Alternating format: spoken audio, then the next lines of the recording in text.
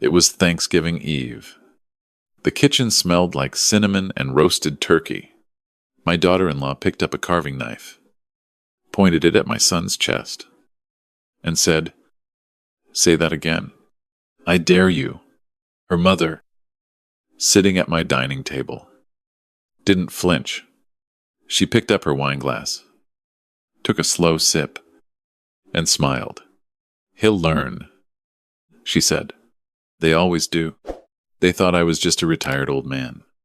They thought I'd sit in my own house and watch my son be terrorized. They had no idea what I was about to do. I didn't raise my voice. I didn't move.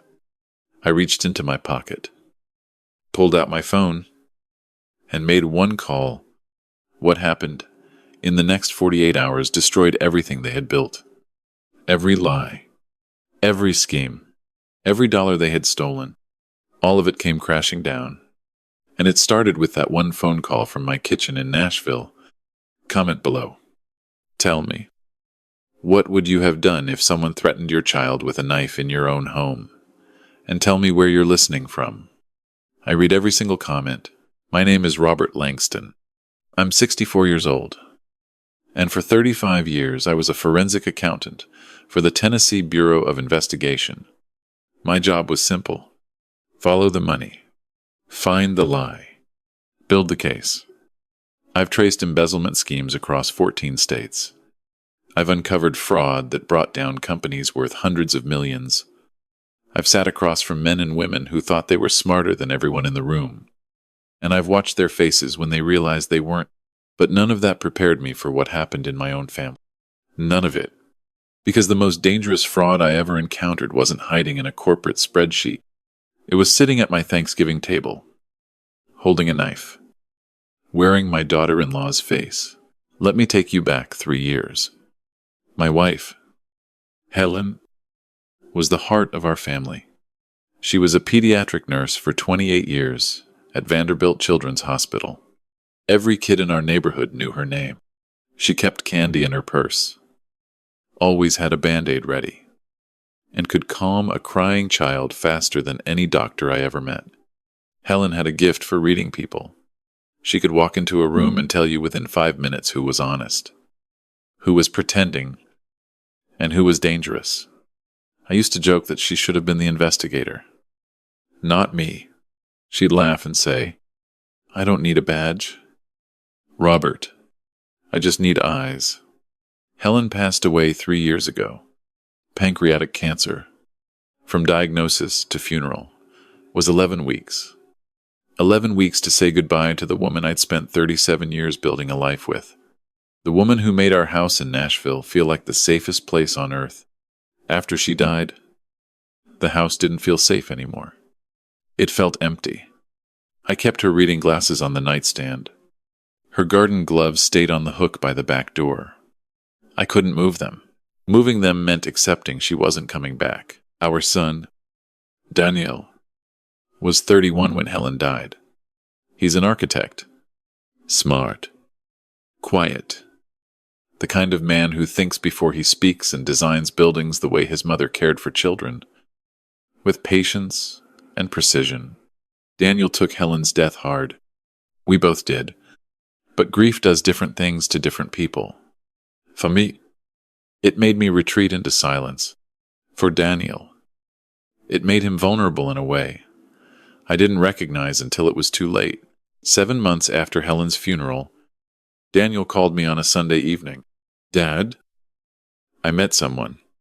Her name is Vivian." There was something in his voice I hadn't heard in months. Hope. Vivian Cross was 29. A real estate agent who had just relocated to Nashville from Atlanta. She was beautiful, confident, articulate. When Daniel brought her to dinner for the first time, she walked into my house like she already owned it. She complimented the furniture, asked about the photos on the mantel, told me how much she admired men who could keep a home together after losing a spouse. She said all the right things. Every single one. But something felt off. I couldn't name it at first. It was like reading a financial statement where every number checks out, but the margins don't make sense. The surface was perfect. But there was something underneath that didn't add up. Helen would have seen it immediately. I could almost hear her voice in my head. "Robert, watch that one. She's performing." But Helen wasn't here. And Daniel was smiling again for the first time in 7 months. Who was I to question that? They moved in together 4 months later. Engaged at 8 months. Married at the 1-year mark. It was fast. Too fast. But Daniel was happy. And after watching him grieve so deeply, I told myself that happiness was enough. I told myself to trust my son's judgment. The first sign I missed was small. Daniel stopped coming to Sunday dinner. For 31 years. My son had never missed a Sunday at my table. Not once. Helen started that tradition when he was a baby. And even after she passed, Daniel kept it going. Every Sunday. Rain or shine. He'd show up with a 6-pack and we'd grill something in the backyard and talk about nothing important. Then suddenly, he was busy.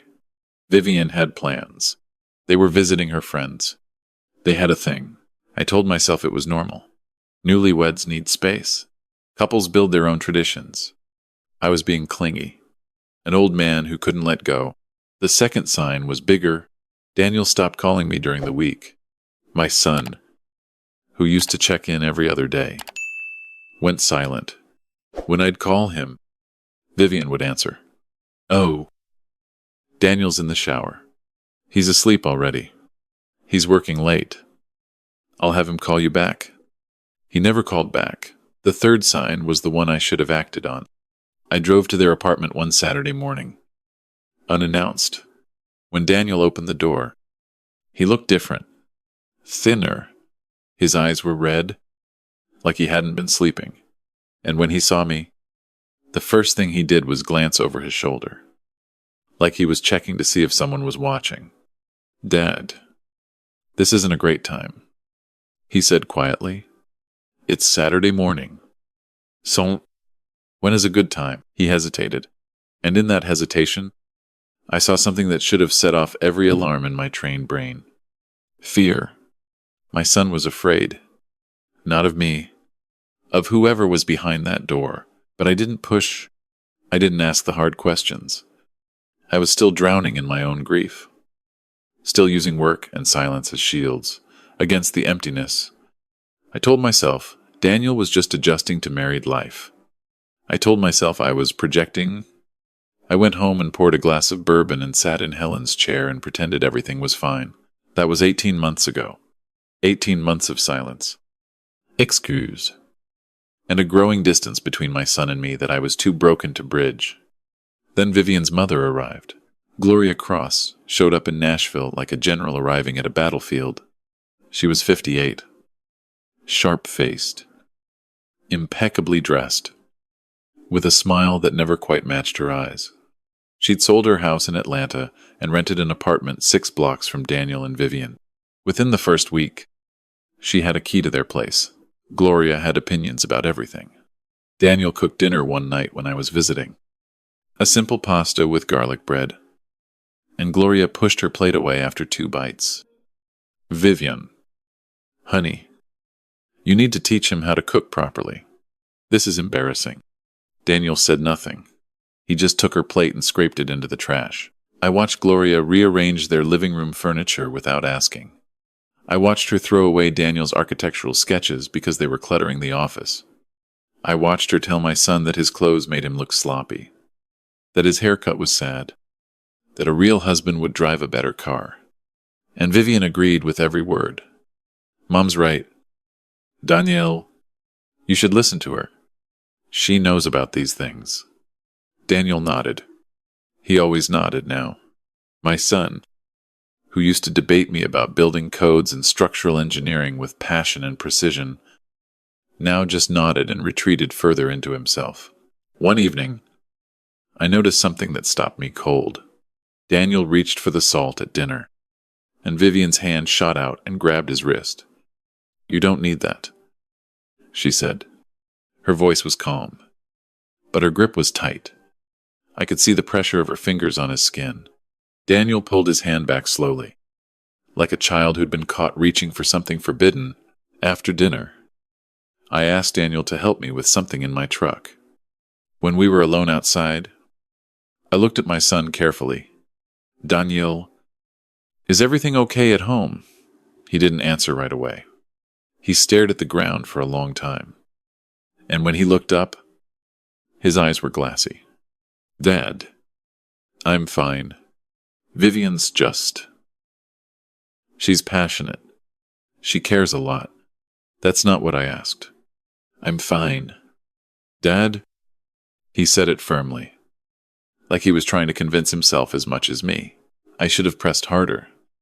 I should have taken him by the shoulders and told him that what I was seeing wasn't passion. It was control.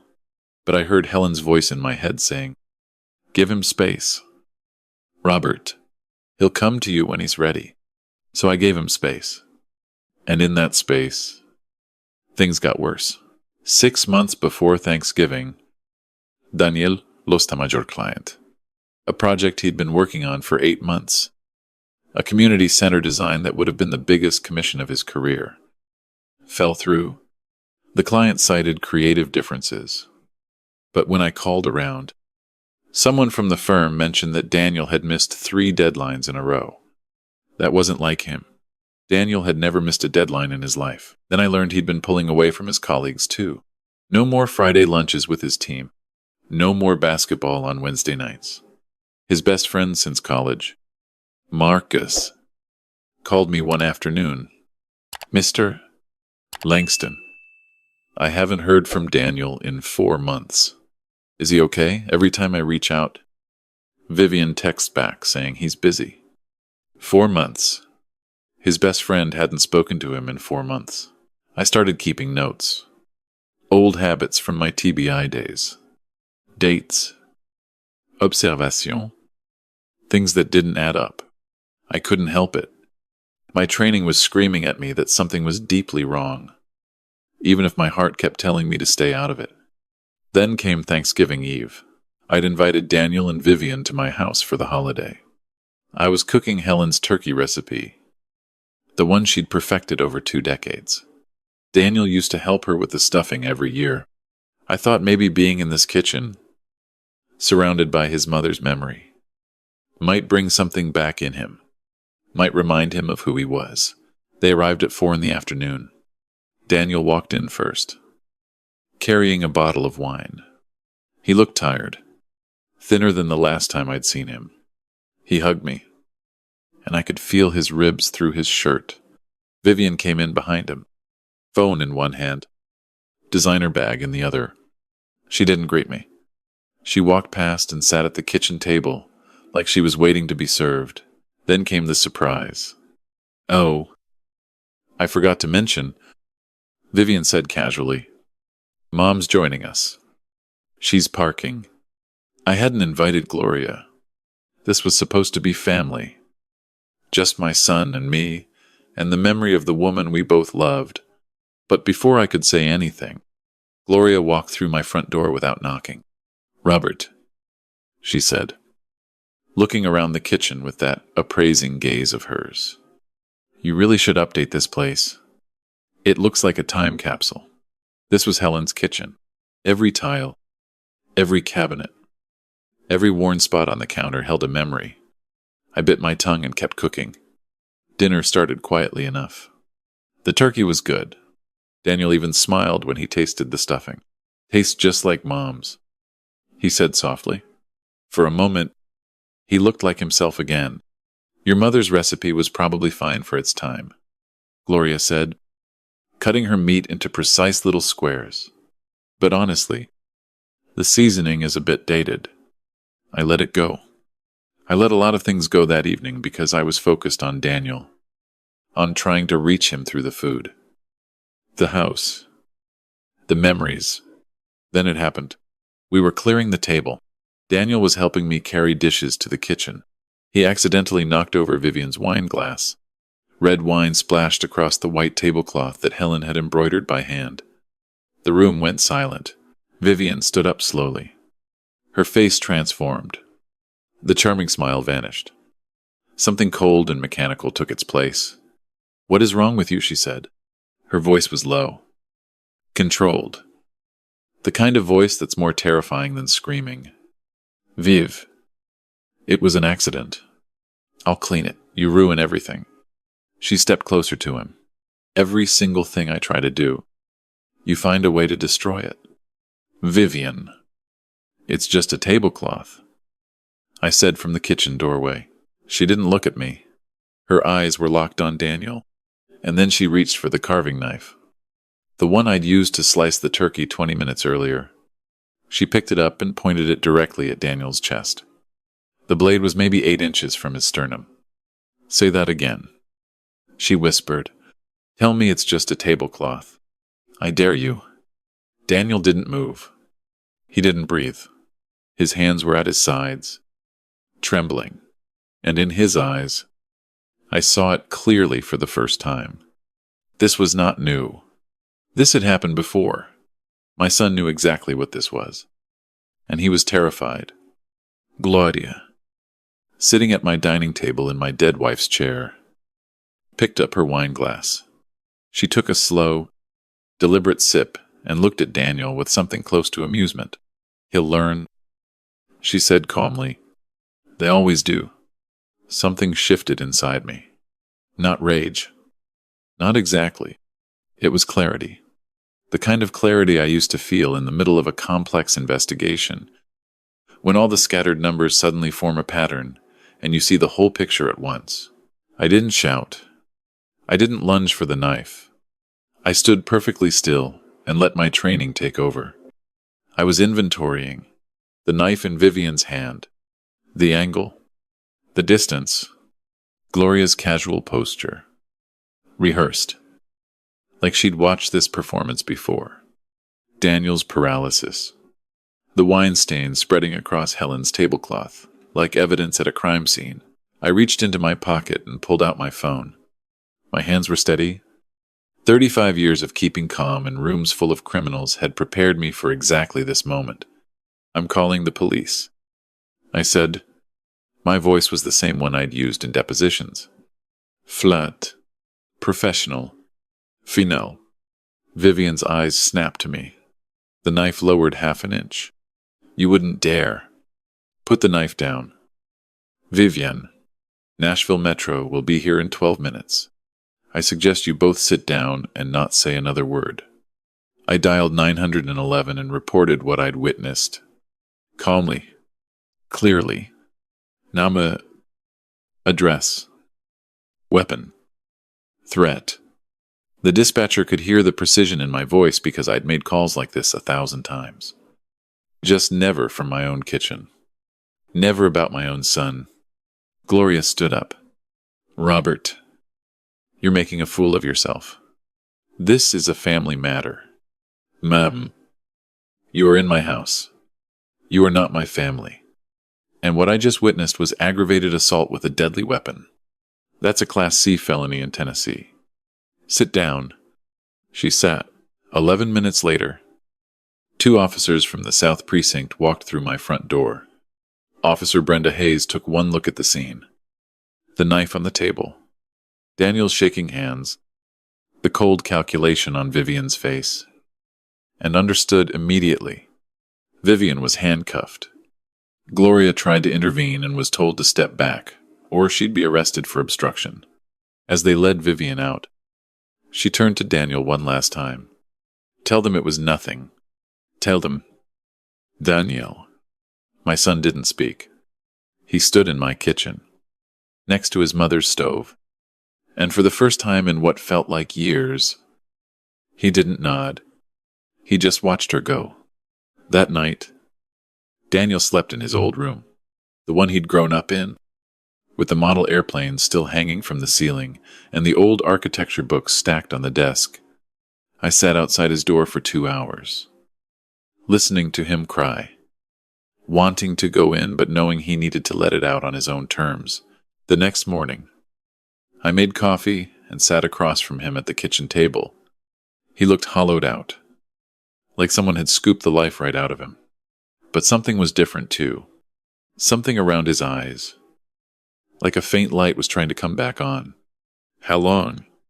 Daniel, he stared at his coffee for a long time. Since the honeymoon. That hit me like a physical blow. Since the honeymoon, that was 2 years. 2 years of my son being controlled, belittled, isolated, and threatened. And I hadn't seen it. Me, a man who spent 35 years reading patterns of deception for a living. It started small. He said quietly. She'd get upset if I didn't respond to her texts fast enough. Then she started checking my phone, going through my emails. She told me Marcus was a bad influence, that he was jealous of our marriage. She said my colleagues at the firm didn't respect me, and I needed to distance myself. He paused, his jaw tight. Then the yelling started. Then the throwing thing. First, it was small stuff. A plate, a remote, a book. Then it got bigger. She threw a ceramic vase at my head 3 months ago. Missed by an inch. Left a hole in the wall. I told people at work. I tripped during a run. And Gloria, Daniel's face darkened. Gloria coaches her. Every time Vivian calms down, every time I think maybe we can talk it through, Gloria calls. She reminds Vivian that men are weak, that they need to be managed, that my mother spoiled me and made me soft. His voice broke. She said Mom made me pathetic. Dad? She said that about Mom. I gripped the edge of the table so hard my knuckles went white. Helen, who had loved every child she ever cared for. Helen, who had raised our son with more patience and grace than I could ever match. That woman dared to speak about Helen that way. Why didn't you tell me? I asked. My voice cracked despite my best efforts. Because you were barely surviving without Mom. I watched you those first months after she died. Dad, you could barely get through the day. How could I put this on you, too? I thought I could handle it. I thought if I just tried harder, if I was better, she'd stop. That sentence nearly broke me. If I was better, she'd stop. The exact same words I'd heard from abuse victims in dozens of cases, over 3 decades. And now my own son was saying them at my kitchen table. I reached across and gripped his hand. Daniel, listen to me. This is not your fault. Not one bit of it.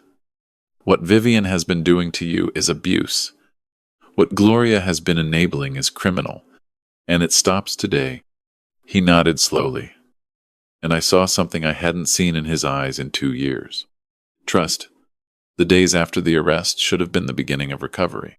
Instead, they became the beginning of a war. Vivian made bail within 48 hours. Gloria paid. The next morning, a blog appeared online. Nashville man frames wife for assault to steal her assets. It was polished, professional, full of fabricated details. Photos of Daniel at a company event, smiling and relaxed. Captioned, "Does this look like an abuse victim to you?" The blog painted me as a controlling father who couldn't accept his son's independence. It called me a bitter widower who blamed Vivian for replacing Helen. Within 3 days, it had been shared over 2,000 times. Then the calls started. Daniel's firm received anonymous tips alleging he'd falsified credentials on a project. The Tennessee Board of Architectural Examiners opened a preliminary inquiry. Daniel's biggest remaining client pulled out, citing reputational concerns. Marcus called me on a Thursday. Furious. Mr. Langston. Someone sent my employer a fake email from Daniel's account, saying I was embezzling from a client fund. I almost lost my job. They were dismantling everything. Systematically. Professionally. Like they'd done it before. That thought kept nagging at me. Like they'd done it before. I went back to my notes. The observations I'd been keeping for months. And then I did what I should have done from the beginning. I started a real investigation. I pulled public records on Gloria Cross. What I found made my blood run cold. Gloria had been married twice before her current widowhood. Her first husband, Thomas McKinney, divorced her in 2009 after 18 months. I tracked down his contact information and called him. Thomas picked up on the third ring. When I told him who I was and why I was calling, There was a long silence. Then he said, "Thank God someone finally looked into her. Thomas told me that during their marriage, Gloria had systematically isolated him from his family, controlled his finances, and encouraged their daughter, a girl from Gloria's previous relationship, to berate and belittle him. She trained that girl," Thomas said, "like training a dog. Rewarded her when she was cruel to me, punished her when she was kind. That girl was Vivian. I got out," Thomas said, "but I lost everything. My savings, my reputation, my relationship with my own brother. She destroyed it all on the way out the door. And nobody believed me because I was the man and she was the woman. People don't think women do this." I asked about Gloria's second husband, Ray Cross. Thomas went quiet. "Ray died," he said finally. "Heart failure. 4 years into the marriage. He was 52 and healthy. Gloria inherited everything. The house in Atlanta, his investment accounts, his life insurance, close to $1.8 million. Heart failure. A healthy 52-year-old man. I felt the familiar tingle in my spine. The one that always came when the numbers stopped making sense. I called a colleague at the TBI, Diane Prescott, someone I'd worked with for 15 years. I told her what I'd found and what I suspected. She listened without interrupting, the way good investigators do. "Robert, you're retired," she said. "You know I can't open a case based on a hunch from a family member. Diane, pull Ray Cross's financial records from the 6 months before his death. If Gloria was poisoning him, there will be a trail. There's always a trail. Medical purchases, pharmacy records, browser history, and check the life insurance policy. Check when it was increased and who requested the increase." She was quiet for a moment. "I'll make some calls. No promises." While Diane worked her channels, I focused on building the domestic violence case. I gathered evidence methodically, the way I'd been trained. Daniel's medical records showed 3 visits to urgent care in the past year. A dislocated finger, he said, came from a basketball game he never played. Bruised ribs from a fall that never happened. A gash on his forearm from a kitchen accident that required 9 stitches. I found text messages on Daniel's old phone that Vivian hadn't known about. Hundreds of them. Threats. Insults. Demain, if you ever talk to Marcus again, I will make your life hell. Your father is poison. Stay away from him. If you leave me, I will destroy your career and nobody will ever hire you again. I compiled everything into a file and delivered it to the prosecutor's office. 2 weeks later, Diane called me back. "Robert, you need to come in." I drove to the TBI field office in downtown Nashville. Diane was waiting with a folder thicker than anything I'd expected. "You were right," she said. "We pulled Ray Cross's pharmacy records. Someone was purchasing digoxin under a different name at 3 separate pharmacies in the Atlanta metro area. The buyer used a fake ID, but we matched the signature to Gloria Cross. Same handwriting. Same pressure patterns. My hands went cold. Digoxin, a cardiac medication that, in high doses, could cause fatal heart arrhythmias, virtually undetectable in a standard autopsy if nobody was looking for it. There's more," Diane continued. "Ray Cross increased his life insurance policy 8 months before his death. The request was submitted by Gloria. With a forged signature, we compared it to Ray's actual handwriting from his architectural firm. It's not even close." She opened another file. "And Robert, we found a pattern. Before Ray, there was another man, a boyfriend named Peter Daly. Lived with Gloria for 2 years in Savannah. Died of a sudden cardiac event at age 45. No autopsy was performed. Gloria was the sole beneficiary of a $200,000 life insurance policy. 3 men, 2 dead, 1 barely escaped, and all connected to Gloria Cross. We're opening a formal investigation Diane said. Federal level. Wire fraud. Insurance fraud. And we're reopening both deaths as potential homicides. I sat in that office for a long time after Diane left.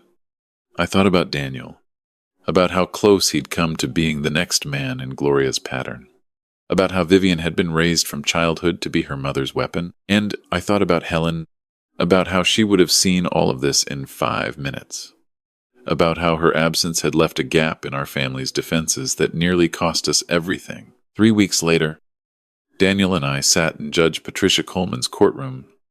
The domestic violence trial was straightforward. The prosecution presented the security footage from my kitchen. Officer Hayes testified about the scene, Daniel's medical records, text message, and colleague testimonies built a picture so clear that even Vivian's defense attorney seemed uncomfortable presenting the other side. Vivian's lawyer argued that she was a victim of her mother's influence, that Gloria had conditioned her since childhood to behave this way. There was truth in that, and I felt a complicated knot of something. Not sympathy, exactly, but recognition that Vivian had been shaped by a monster. But shaped or not, she had held a knife to my son's chest. She had spent 2 years methodically destroying his spirit. Understanding the cause doesn't erase the damage. Judge Coleman agreed.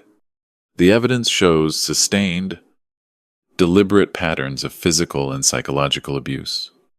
This was not a single moment of lost control. This was a campaign.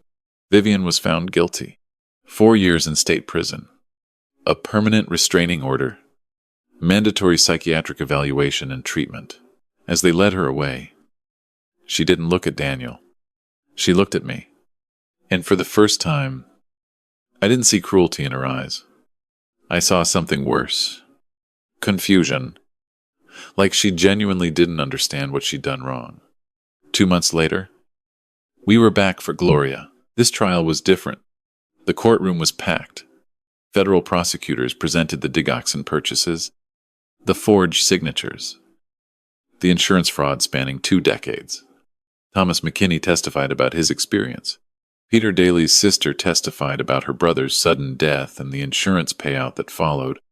A forensic handwriting analyst confirmed the forgeries. A toxicologist explained how digoxin could be administered gradually, mimicking natural heart disease. And then Martin Daly, Peter's brother, took the stand. He was 71, soft-spoken, and his hands shook when he held the microphone. I knew something was wrong when Peter died. He said, he ran marathons. He didn't eat red meat. He was the healthiest person I knew. But Gloria cried at the funeral, and she cried so convincingly that I told myself I was paranoid. He looked directly at Gloria. I wasn't paranoid. I was right, and I've been living with that silence for 16 years. Gloria took the stand last. She didn't cry. She didn't plead. She sat ramrod straight and denied everything with the calm, practiced conviction of someone who had been lying her entire life. The jury deliberated for 4 hours. Guilty. First-degree murder in the death of Ray Cross. Second-degree murder in the death of Peter Daly. Insurance fraud. Wire fraud. Forgery. 28 years in federal prison. No possibility of parole. As the verdict was read, Gloria's composure finally cracked, not with tears or remorse, but with fury. She stood up and pointed at me. You did this. You destroyed my family. Judge Coleman gavelled her down. Mom, you destroyed your own family. The evidence is clear. They let her out. She didn't look back. Walking out of that courthouse, Daniel stopped on the steps. The Nashville sun was warm on our faces. He stood there for a long time, breathing, just breathing, like a man who'd been underwater for 2 years and had finally broken the surface. Dad, he said quietly.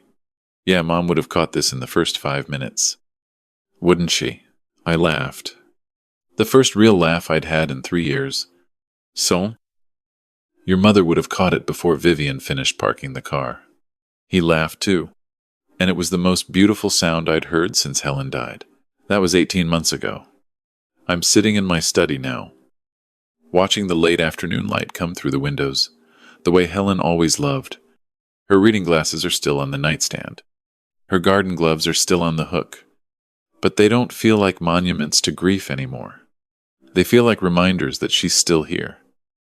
In the way this house holds her warmth. In the instincts she passed to our son. In the courage it took for all of us to finally see the truth. Daniel is rebuilding. He's back at his firm, designing again. Last month, he showed me the plans for a women's shelter in East Nashville. Pro bono. I want to build something that protects people. Dad, he said, that's what matters now. He's been seeing someone new. A woman named Claire. A veterinarian with kind eyes and a laugh that fills the room. I watched them together last week at a coffee shop. Claire asked Daniel about his latest project, and he talked for 20 minutes straight. Animated. Passionate. Alive. She listened to every word. She didn't check his phone. She didn't control what he ordered. She didn't glance at him with calculation or contempt. She looked at him the way Helen used to look at me. Like he was enough. Like he was more than enough. Daniel caught me watching and smiled. He came over and hugged me. Right there in the middle of the coffee shop. Not caring who saw. Thank you, he whispered, for not giving up on me. I held my son and thought about Helen. About how she would have wrapped her arms around both of us and said something perfectly simple that somehow captured everything. Your mother sends her love. I told him. He laughed through his tears. I know she does. I've started speaking at conferences about male domestic violence. It's uncomfortable work. People shift in their seats. They don't know where to look. The idea that a man can be the victim of sustained abuse from a woman challenges something deep in our cultural wiring. But I stand at that podium and I tell Daniel's story. With his permission. Because silence nearly killed him. Silence kept him trapped for 2 years. Silence. Let Gloria Cross murder 2 men and nearly destroy a 3rd. Silence is the most dangerous weapon an abuser has. More than fists. More than knives. More than threats. Silence. The silence of the victim. The silence of the family. In the silence of the neighbors who sense something is wrong but don't want to get involved. So I'm asking you, if someone you love has gone quiet, if they've pulled away from friends, if they've stopped laughing, if they flinch at loud sounds or check their phone with fear in their eyes, say something. It doesn't matter if it's awkward. It doesn't matter if they deny it. It doesn't matter if they get angry. Say something, because the alternative is silence, and silence has a body count. If you're the one being hurt, hear me. It is not your fault. It doesn't matter if you're a man or a woman. Abuse is abuse. Control is control. And you deserve a life where love doesn't come with conditions. Where your partner celebrates you instead of diminishing you. Where you can reach for the salt without someone grabbing your wrist. True love doesn't require you to disappear. It doesn't shrink you down to fit someone else's insecurity. True love makes you more of who you already are.